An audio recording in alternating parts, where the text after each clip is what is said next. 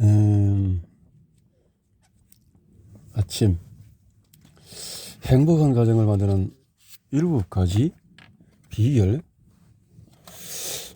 가정을 어떻게 가정을 무덤으로 만드는 가장 빠른 방법은 75년 전에 나폴레옹 보나파르트 조카인 나폴레옹 3세는 테바 백작 부인이자 세상에서 가장 아름다운 마리 유진이를 만났다. 후에 그들은 결혼하게 된다. 황제 주변 사람들은 그녀가 스페인의 이름 없는 공자의 딸일 뿐인 점을 지적했다. 그러자 나폴레옹 3세는 이렇게 대꾸했다. 그래서 뭐가 문제인가? 그녀의 우아함, 젊음, 매력, 아름다움이 그에게 행복을 맛보게 해주었다. 왕제에 서서 그는 온 나라에 이렇게 선언했다. 나는 내가 모르는 여인이 아니라 내가 사랑하고 존경하는 여인을 택해노라. 나폴레옹 3세 부부는 건강, 부, 권력, 명성, 미모, 사랑, 존경 등 완벽한 사랑에 필요한 모든 조건을 가지고 있었다. 그리고 이처럼 열렬한 애정으로 빛나는 결혼은 유리를 찾기 힘들었다. 하지만 이 뜨거운 애정의 불꽃도 얼마 안가 빛을 잃어서 잿더미로 변했다. 나폴레옹 3세는 유진이를 부인으로 맞았지만 뜨거운 애정과 황제의 권력을 가지고서도 그녀의 잔소리를 막을 수는 없었다. 질투와 의심에 사로잡혀서 그녀는 그의 말을 무시했다. 국정을 논하는 회의에도 불쑥 들어오기 다반사였고 그녀는 그의 가장 중요한 회의도 방해했다. 그가 다른 여자와 있을까 두려워서 감시의 눈을 잠시도 돌리지 않았다. 걸리다면 친정은 내게 달려가서 남편 흉을 보았다. 그의 서재로 달려들어가 남편에게 악담을 퍼붓게 되었다. 고른 궁전이 몇 개나 있어도 왕이 마음 편히 쉴 곳이 없었다. 유진이가 얻은 것은 뭔가? E.A. 레이하르트 책 나폴레옹과 유진이 제국의 12개국에서 인용해 보겠다. 그래서 나폴레옹은 밤이면 부드러운 모자를 둘러서 얼굴을 가리고 작은 문을 통해 밖으로 몰래 나왔다. 때로는 가까운 친구와 실제로 자신을 기다리고 있는 예쁜 아가씨에게 가기도 하고 때로는 도시 이곳저곳을 걷다가 상념에 빠지기도 했다. 유진이의 잔소리의 결과는 이랬다. 그녀가 프랑스의 왕자에 앉았던 것은 사실이다. 그녀가 세상에서 가장 아름다운 여인이었던 것도 사실이다. 하지만 왕자나 아름다움도 잔소리라는 결함 앞에서 사랑을 살아있게 할 힘이 없었다. 유진이는 오래전 여기했던 것처럼 울부짖을 수도 있었을 것이다. 내가 두려워하던 일이 내게 닥쳤더라. 그녀에게 닥친 것일까? 이 불쌍한 여인은 질투와 잔소리로 이런 일을 자초했다. 사랑을 파괴하기 위해서 지옥의 악마가 만들어낸 것 중에 잔소리가 가장 나쁘다. 독사처럼 잔소리는 사랑을 질식시킨다. 톨스토이 백작 부인은 죽기 전에 딸들을 불러놓고 다음과 같이 고백했다. 내가 아버지를 죽게 만들어서 딸들은 아무 말도 하지 않고 울기만 했다. 그들은 어머니의 끝없는 잔소리와 불평과 비난에 이 아버지를 죽음으로 몰아넣었다는 것을 알고 있었다. 톨스토이 부부는 모든 면에서 행복한 부부였다. 그는 당대 유명한 소설가이고 전쟁과 평화, 안내의 카르니나 같은 걸작을 남겼다. 톨스토이의 숙녀들이 그를 찾아왔으며 그가 하는 말은 한마디도 놓치지 않고 모두 기록해 두었다. 심지어 이제 자라가야 하겠네 하는 말을 했으면 그 말도 적을 정도였다. 러시아 정부는 그가 적은 모든 문장은 책으로 만들었고 그의 글은 여건책만 해도 100건이 넘을 것이다. 유명세에 더불어서 톨스토이 부부는 부와 사회적인 지위 많은 자녀들이 있었다. 이처럼 축복받은 결혼은 흔하지 않았다. 처음에는 그들의 행복이 너무 완벽해서 두 사람은 무릎을 꿇고 자신들의 행복이 계속되게 해달라고 하나님께 빌었다. 그러던 중에 뜻밖의 일이 일어났다. 톨스토이가 점점 변한 것이다. 그는 전혀 다른 사람이 되었다. 그는 자신의 걸작을 부끄러워하고 그 후로는 평화를 외치는 전단을 작성하고 전쟁과 가난을 없애는 일에 평생을 바쳤다. 젊은 시절에 상상할 수 있는 모든 죄악을 경험하고 심지어 살인까지 했다. 톨스토이가 이제는 문자 그대로 예수의 가르침을 따르려고 노력하게 되었다. 그는 들판에서 일하고 나무도 베고 풀도 깎았다. 신발도 만들어 신고 자신의 방을 직접 치우고 나무로 된 식기를 사용하고 원수까지도 사랑하려고 애썼다. 톨스토이의 삶은 비극이었다. 그 어린은 결혼이었다. 그의 아내는 사치를 좋아했지만 그는 그것을 경멸했다. 그녀는 사회적 명성과 칭송을 갈망했지만 그에게 이런 것은 아무 의미도 없었다. 아내는 부를 동경했지만 그는 부와 사유재산은 이 죄악이라 믿었다. 톨스토이가 인세를 받지 않고 저작권을 저리했기 때문에 오랫동안 그의 아내는 잔소리하고 화를 내고 야단을 떨면서 남편을 못 살게 굴었다. 그녀는 책을 팔면 생기는 돈이 좋았던 것이다. 톨스토이가 그녀의 말을 듣지 않으면 그녀는 히스테리 발작을 일으키며 죽어버리겠다고 소리쳤다. 그들의 삶의 역사상 가장 비극적인 사건이 있었다. 이미 말한 것처럼 결혼 초기에 그들은 너무도 행복했다. 하지만 48년이 지나자 그는 아내를 쳐다보는 것조차 싫어했다. 저녁이 되면 이 나이 들고 상심한 아내는 애정에 굶주려 그의 발치에 무릎을 꿇고 남편이 50년 전 자기에 대한 사랑을 노래한 시구절을 크게 읽어달라고 간청했다. 그가 이미 지나가 버린 행복한 시절을 읽으면 그들 둘 다 울었다. 그들이 오래전 옛날 꿈꾸었던 낭만적인 꿈들이 지금 현실과 얼마나 다른가. 마침내 1910년 10월 어느 눈 오는 날 밤 그는 82세가 되던 때 톨스토이는 가정불화를 견디지 못하고 집을 나와 정처없이 떠돌았다. 11일 후에 그는 어느 시골역에서 폐렴으로 죽었다. 그의 유언은 아내를 절대 자기 가까이 오지 못하게 해달라는 것이었다. 이것이 톨스토이 부인의 잔소리와 불평과 히스테리가 빚어낸 참담한 결과였던 것이다. 물론 그녀는 불만이 많았을 것이다. 하지만 문제는 잔소리를 해서 상황이 나아졌는가 하는 점이다. 잔소리는 오히려 상황을 악화시켰다. 내 생각에도 내가 미치지 않았나 싶다라고 톨스토이 부인은 자신에 대해서 이렇게 평가했다고 한다. 하지만 이미 너무 늦어버렸다. 링컨의 삶을 비극으로 만든 것도 결혼이었다. 암살이 아니라 결혼이었다는 것에 주목해보라. 부스가 저격했을 때 그는 자신이 총에 맞았다는 것도 몰랐다. 하지만 그는 23년간 그의 아내에게 시달렸다. 그녀는 항상 불평하고 남편을 비난했다. 남편에게는 마음에 드는 점이 하나도 없었다. 그는 그럴 때 등을 구부정하게 인디언처럼 발을 똑바로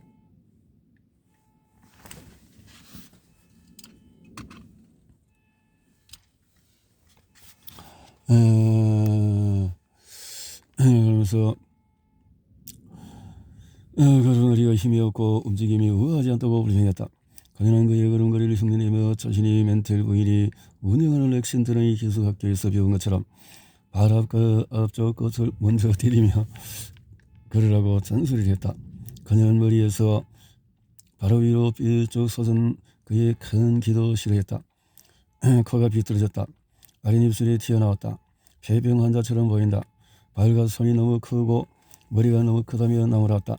링컨과 부인 캐리 토드 링컨은 교육 환경, 기질, 취미, 사고방식 등 모든 면에서 정반대였다.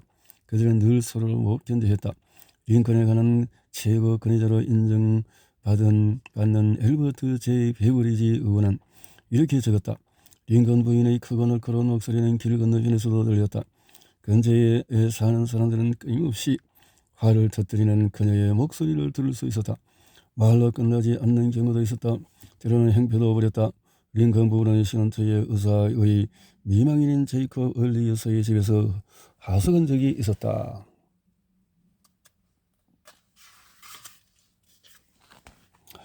어느 날 아침 링컨 부부가 아침 식사를 하고 있었는데 링컨의 부인의 화를 돋았는지 링컨 부인이 뜨거운 커피를 남편 얼굴에 부어버렸다. 다른 하숙인들도 있는 자리였다. 얼리 부인이 달려가서 물수건으로 그의 얼굴과 양복을 닦자 링컨은 한마디도 없이 꾹 참고 있었다고 한다. 링컨 부인의 질투 또한 대단해서 그녀가 사람 많은 곳에서 남편에게 했던 행동들을 읽으면 놀라서 숨이 멈춰진다. 그녀는 마침내 미치고 말았다. 그녀에게 이해 못할 행동들이 정신적인 문제 있어서 그랬다고 하면 그녀를 약간이나마 호의적으로 볼 수 있게 될까? 그녀가 했던 잔소리와 비난과 분노가 링컨을 변화시켰을까? 한 가지 면에서 그렇다. 남편의 태도가 달라졌다. 링컨은 결혼을 후회하고 가능하면 아내를 만나지 않으려고 했다. 스프링필드에서 변호사가 11명이 있었는데 모두가 거기서 생활할 수는 없었다. 그들은 말을 타고 데이비스 판사가 데이비드 재판을 하는 곳에서 따라다녔다. 다른 변호사들은 주말이 되면 스프링필드로 돌아가 가족들과 즐거운 주말을 보냈지만 링컨은 그러지 않았다. 그는 집에 가는 것을 싫어했다. 봄에 3개월, 가을에 3개월 재판길에 오르면 그는 스프링필드에는 절대 들리지 않았다.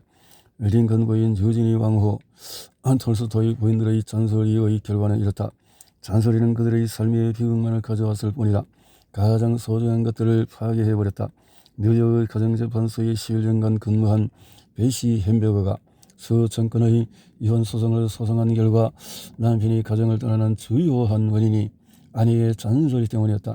그리고 보스턴 포스트지는 다음과 같은 글이 실려 있다. 많은 아내들이 그들의 잔소리로 결혼을 무덤으로 만들고 있다. 잔소리를 하지 않는다. 많은 아내들이 그랬다라고 했는데 바꿔서 또 남편도 그럴 수 있지 않을까?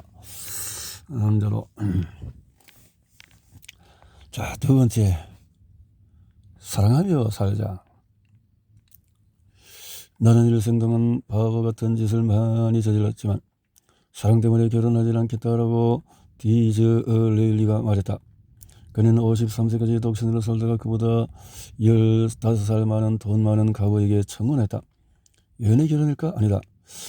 그녀는 그가 자신을 사랑하지 않는다는 것을 알았다. 그녀는 그가 돈을 보고 자신과 결혼한다는 것을 알았다. 그래서 그녀는 한 가지 제안을 했다. 그의 성격을 알기 위해서 1년을 기다려달라는 것이었다. 1년이 지나자 그녀는 그와 결혼했다. 너무 밋밋하고 계산적이다. 하지만 역설적이도 디즈레일리의 결혼은 성공적이었다. 디즈레일리가 선택한 부유한 가부는 젊지도 아름답지도 똑똑하지도 않았다. 그녀는 워낙 역사적인 지식이 없어서 그녀가 말하면 사람들이 웃음을 터뜨린 적이 많았다. 예를 들면 그녀는 그리스 시대와 로마 시대 중 어느 시대가 먼저였는지 모르고 의상이나 가구에 대한 취향도 이상했다. 하지만 그녀는 결혼 생활에서는 천재였다. 남편 다루는 법을 잘 알았다. 그녀는 지적인 면에서 남편에 대항하겠다는 생각은 아예 하지 않았고 그가 똑똑한 부인들과 오후 내내 지겹도록 재치 있는 대화를 주고받다가 지쳐서 집에 들어오면은 메리에는 가벼운 잡담으로 그가 편히 쉬게 해주었다. 집은 그가 정신적으로 긴장을 풀고 부인의 따뜻한 사랑을 느끼며 편히 쉴 수 있는 것이었다. 아내가 함께 보내는 시간들이 그의 인생에서 가장 행복한 순간이었다. 아내는 그의 좋은 협력자이고 마음이 예쁘시고 좋은 자였다. 매일 밤 그는 그날 있었던 일을 아내에게 이야기하고 싶어 회의가 끝나자마자 서둘러 집에 갔다. 메리에는 남편이 하는 일에는 절대적인 신뢰를 가지고 살았다. 30년 동안 메리에는 남편을 위해서 살았다. 그녀는 디즈레일리에게는 유일한 여자였다. 그녀가 죽은 후에 그는 백작이 되었다. 하지만 그 이전에 자신이 아직 평민이었을 때 그는 빅토리아 여왕을 설득해서 아내를 기적의 서열에 올려주었다. 1868년 그녀는 기적이 되었다.